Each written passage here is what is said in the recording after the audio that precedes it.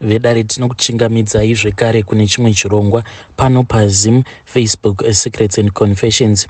Tadzokawo zvekare nemamwe mamessages. Kana kuri kunziwo unenge uine machallenges aunenge uchifesana nawo murelationship mako, please come with those problems of yours tobva tazoma posta panapa pachannel yedu pachirongwa chatinenge tichiti domestic issues, hoping kuti mucomment section tinokwanisa kuzobatsirikana. Saka pane imwe message iyo yandakatumidzirwa ichibva kuna vahanzvadzi vedu. Hanzi makadii zvenyu mukomanashi, thank you for the show. Yangu nyaya yakamira sekudai so. Ndiri mukadzi ane makore 29 years ekuberekwa. Ndiri kuraramawo ndiri muno muSouth Africa. Ndainge ndakamboroorwa first time around and ndakaita mistake yekuti munhu wandakadanana naye ndakangomuda because of money. Saka murume uyu wandakapinda naye in the first marriage, iye is a truck driver. Saka ndakabva ndazoona kuti munhu anofarira madress, munhu ane chihure. Inini ndikabva ndazorambana naye paya, but by the time yandakazorambana naye ainge atondipa vana vaviri. Saka ndakarwadziwa mukoma, especially pandakazoziva kuti munhu uyu ainge atogara aine mukadzi wake, but akabva andikumbira ruregerero, akabva anditi iye ainge achida kuti ange achizondiita mukadzi wake wechinumber 2, but the pain was just too much. Ndakambozama kuti ndinge ndichizvigamuchira, but ndikabva ndaona kuti munhu uyu anorakidza kuti hunhu hwake hauchinji. Ndokubva ndazobva pamurume ndakabva ndazouya kuno kuSouth Africa. Ndakati ndava kuno kuSouth Africa ndakazama mukoma like mwedzi yekutanga pandakapindawo muno muSouth Africa. Ndikabva ndazviudza kuti nekurwadziswa kwose kwandakaitwa kuZim handidi kana kuona chinhu chinonzi munhurume pamberi pangu. I didn't want anything to do with men in my life. Ndaitonzwa kutosema, kutoboyekana, kunyangwe bonde racho mukoma ndainge ndisingatombofungi about bonde. All that I wanted to do was to develop my life, kuti ndinge ndichiunganidzawo mari, ndobva ndatanga kuita zvebusiness. But mukoma nyama dzakabva dzazoramba kuma areas uko kwandinoshanda, pakabva pazouya vamwe vakomana. Saka vakomana ava pavakasvika vainge vachiita zvekuisa wifi, vakabva vazoisa wifi pamba pemurungu wandainge ndichishandira. Saka amongst them paivawo nomwe muchinda muzimba uyo ainge ari very handsome. Ndakangoona kuti ya uyu aripo uyu, but ndikabva ndangozvireminder kuti inini kuno ndainge ndakavingawo basa, not anything. But hana yangu yakabva yazorova apo paakandikumbira mafone numbers angu. Ndakabva ndamupa mafone numbers angu ndokuzotanga kudanana kwatakaita. Zvino mukoma kubva zvandakazotanga kugara naye, after andinyengerera mukomana uyu akabva atanga kundirwadzisa. Handiziviwo kupusa here kwakaita kuti ange achindirwadzisa kupusa kwangu, because ndichinopinda naye murelationship. Friend yangu yakabva yanditi waita mistake, you were not supposed to tell him about your past because iye anozokutorera maadvantages. Saka I thought kuti if I tell him about my past achange achizondidawo nemoyo wake wose. Ndakamuudza mashungurudzirwo ose andainge ndichiitwa na ex-hubby wangu, zvekare nezvose zvaakandiita, zvekuti akatomboda kundiburitsa nepahwindo retruck iye achitodriver truck. Mushure mekunge ndafind out kuti kuZambia uko ainge aine umwe musikana uyo waainge amitisa, ndokubva anditi buda mutruck mangu. Apa ainge akabata tsvimbo achida kundirova netsvimbo yake, truck richifamba. So akazongomisa truck ndokubva atanga kundirova paya. Saka I told this guy that I am staying with about this story, nichidawo kuti iye ange achiziva kuti kwandiri kubva kunorwadza. Saka I wanted someone who was serious in my life. Iye akabva andiudzawo nyaya dzake idzo dzaakasangana nadzo, kurwadziswa kwose uko kwaakaitwa nevasikana nevakadzi zvekare avo vaakambogara navo muno muSouth Africa, both vemuSouth Africa zvekare nevekuZim. I thought kuti inini naye tichange tichizowirirana because of the pain that we shared.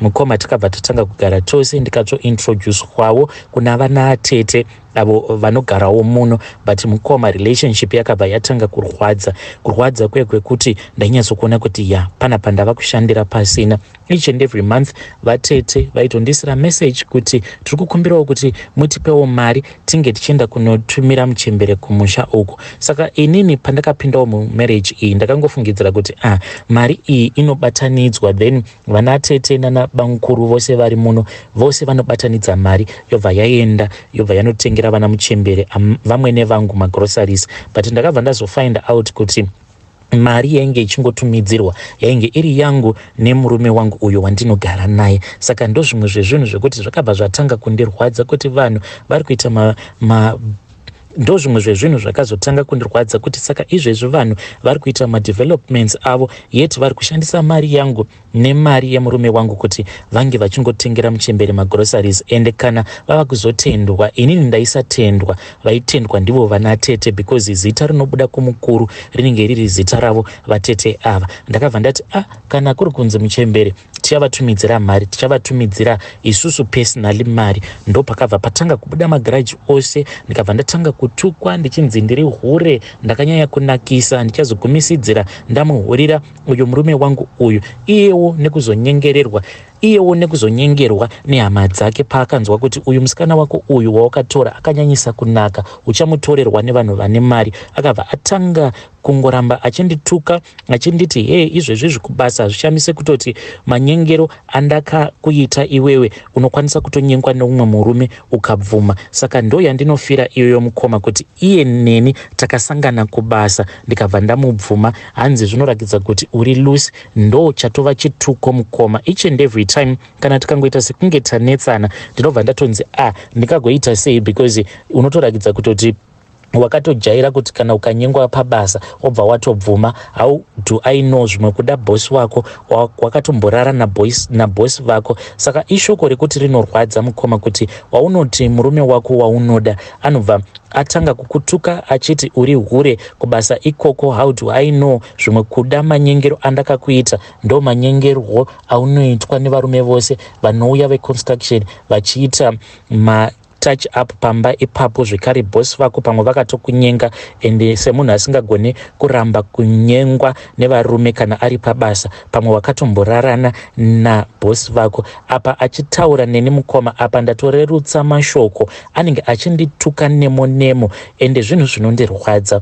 Amai vangu vakatombozama kuti vange vachipindira nyaya iyi, but vakazotopedzisira vatukwa naye uyu murume wangu. Vakabva vanditi zvinhu zvaandituka ini tikuda kuona kuti achazororera kupi. Pari zvino ndakangobvisirwa tsvakirai kuno, ende zvinondirwadza because itsvakirai kuno yakangobviswa pafoni zviya zvekutongorakidza kutongoti munhu uyu haana kana respect, because mashoko akati ataurika akabva ati chimira ndinge ndichingokuroora kuti ndikurakidze kuti ndinoda nezvako, just like that. Munhu akabva atotanga kutocommunicata nehama dzangu, mari ikatoiswa pamukuru. Saka at least ndakangobvisirwawo tsvakirai kuno. And the other problem that I am facing is ndiri kutadzawo kubatira pamuviri. Saka handizivi vedare, please ndibatsireiwo kuti kutadza kubatira pamuviri kwandiri kuita ndo kuri kukonzeresa here kuti murume ange achinditreata very rough like this. Ko kana ndikamuzvarira situation yacho haizoiti wese here. Ipapapa mukoma munhu akatombondibatisa nechirwere chepabonde. Nanhasi uno tinogara tichingonetsana nezvayo nyaya iyi. Ndinomubvunza kuti naiwe ini handina kana kumbogara ndakakuhurira, chirwere ichi chepabonde chakabvepi? Iye anongoti hameno zvimwe kuda since murume wako ainge ari truck driver, saka pamwe wakatongogara wapiwa chirwere uchibvako. Ndakachema mukoma, ndakachema usiku hwose mushure mekunge andiudza kuti inini ndini ndakauya nesick murelationship, because hanzi matruck drivers vanozivikanwa nembiri dzekungofamba vachingotapurira everyone chirwere chepabonde. Saka hanzi ndine sick isingarapiki, sick yekuzambia. Paya pandakamuudza kuti murume wangu, my first husband, akaenda akanomitisa kuzambia. Saka iye anoti ndakazomupawo siki yakakomba yakanofukunurwa nemurume wangu kuzambia. Mashoko awa ndikuona kuti anondidestroya each and every day. Ndichiri mwana mudiki mukoma who is supposed to enjoy love, but handina kana kumbogara ndakaenjoya rudo. From my first marriage to this second relationship or marriage, I don't know kuti pari zvino ndimire papi chaipo. I have never enjoyed. Ndakangoenjoyawo mazuva ekutanga iwawo, but after that mukoma, upenyu hwangu upenyu hwekungogara ndichingoyeredza misodzi after misodzi.